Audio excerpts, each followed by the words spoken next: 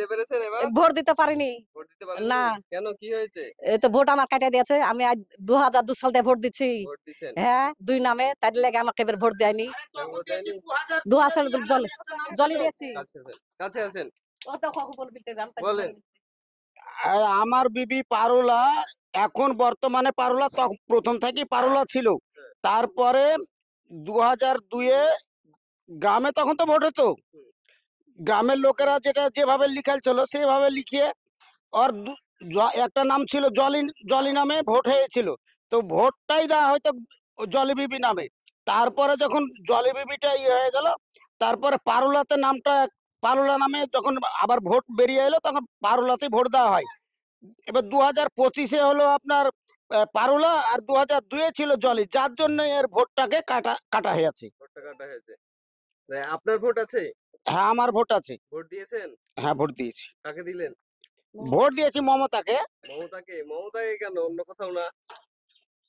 মমতা ব্যানার্জিকে দিয়েছি, এদের রিয়াত হোসেনকে দিলাম ভোট। রিয়াত হোসেনকে দিলেন?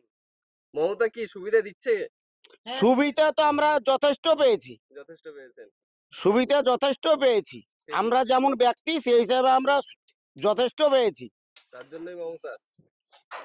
কি মনে হচ্ছে যে মমতাকে ভোট দেন বলেই কি আপনার স্ত্রীর ভোট কেটে দিয়েছে, না অন্য কোনো এটা আমরা ওইভাবে বলতে পারবো না। এটা যে কি চক্রান্ত হয়েছে, চক্রান্ত এখন বিজেপির চক্রান্ত না আরো অন্য কোনো এর চক্রান্তে পড়ে এটা হয়েছে, আমরা তো যত সম্ভব বুঝতে পারছি এটা সমস্ত বিজেপির চক্রান্তেই এই আমাদের ভোটগুলোকে নষ্ট করেছে। ২০০২-এর ভোট বলেছিল যে ২০০২-এ যাদের ভোট থাকবে তাদের কোনো ভোট কাটানো হবে না।